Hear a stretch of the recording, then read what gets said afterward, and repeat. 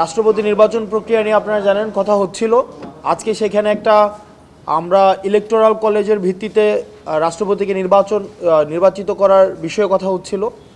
তো আলোচনাটা এক পর্যায়ে চলে যায় হচ্ছে যে পার্লামেন্টে উচ্চকক্ষ থাকবে কি থাকবে না সেই বিষয়টিতে, এবং আলোচনার এক পর্যায়ে এটা মোটামুটি একটা সিদ্ধান্তে এসছে। মোটামুটি পূর্ণাঙ্গ ফর্মাল সিদ্ধান্ত এখনও আসেনি যে উচ্চকক্ষ থাকবে 100 সদস্য বিশিষ্ট, এবং এই 100 সদস্যকে কীভাবে নির্বাচিত করা হবে সেটা নিয়েও কথা হয়েছে। যে আমরা বলেছি আমাদের জায়গা থেকে যে সেটা হচ্ছে নিম্নকক্ষে সিটের আনুপাতিক ভিত্তিতেই হচ্ছে আমরা উচ্চকক্ষে আমরা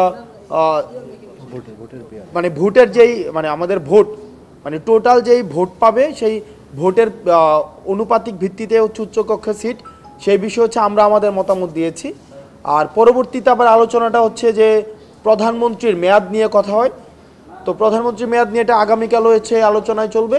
তবে বেশিরভাগ আমরা যে আলোচনাগুলো শুনেছি সেখানে হচ্ছে প্রধানমন্ত্রীর 2 বারের বেশি, কারণ আপনারা জানেন যে অতীতের যে রাষ্ট্রকাঠামো সেখানে প্রধানমন্ত্রী যদি 2 বারের বেশি আমরা দেখেছি, আমাদের খুব বেশি যে দেখেছি যে ক্ষমতা এককেন্দ্রিক হয়ে যায়, রাষ্ট্র ফেসিবাদী কাঠামোর দিকে যায়।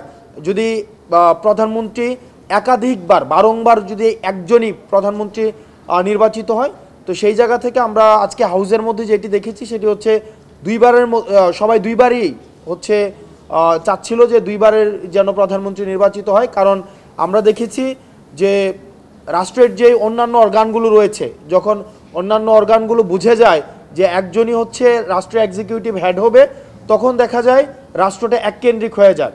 দ্বিতীয়ত ইন্টারনাল ডেমোক্রেসি থাকে না। আমরা দেখেছি যদি একজনই বারবার প্রধানমন্ত্রী হতে থাকে তখন ইন্টারপার্টি যে ডেমোক্রেসি, এই ইন্টারপার্টি ডেমোক্রেসি কখনোই থাকে না। আপনি যদি দেখেন বিগত সময়ে যারা ক্ষমতায় এসছে বা সম্ভাব্য ক্ষমতায় যারা আসতে পারে, আপনি দেখবেন যে নির্দিষ্ট পরিবারের বাহিরে আসলে এই দলকে নেতৃত্ব দেওয়ার মতো করে আমাদের আসলে সম্ভাব্য গণতান্ত্রিক অপশন কিন্তু আমাদের নেই, যেটি গণতন্ত্রের জন্য খুব বেশি ইতিবাচক নয়। আবার আপনি যদি দেখেন যে আমাদের যেই রাষ্ট্র কাঠামো রয়েছে সেখানে আমাদের সংসদে আমাদের 70 অনুচ্ছেদের মধ্য দিয়ে, যেটা যদিও গতকাল আলোচনার মধ্য দিয়ে একটা পর্যায়ে এসেছে, যেখানে তাও এখানে নো কনফিডেন্স ভোটের কোনো ব্যবস্থা রাখা হয়নি। তো সার্বিক বিষয়গুলো বিবেচনায় আমরা এই বিষয়গুলো নিয়ে আগামীকাল আরও বিস্তারিত কথা বলবো।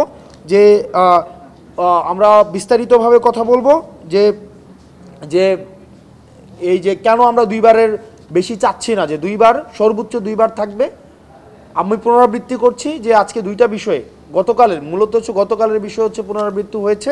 সেটা হচ্ছে যে উচ্চকক্ষে নিম্নকক্ষের যে ভোটের অনুপাতে হচ্ছে উচ্চকক্ষে আমরা সিট ডিস্ট্রিবিউশনের এই বিষয়টি আমরা কথা বলেছি। আর দ্বিতীয়ত হচ্ছে আলোচনার আজকে সূত্রপাত হয়েছে, যেটা হচ্ছে আমরা আশা করি রবিবারে সেটার একটা সিদ্ধান্ত আসবে প্রধানমন্ত্রীর 2 বারের বিষয়টি নিয়ে।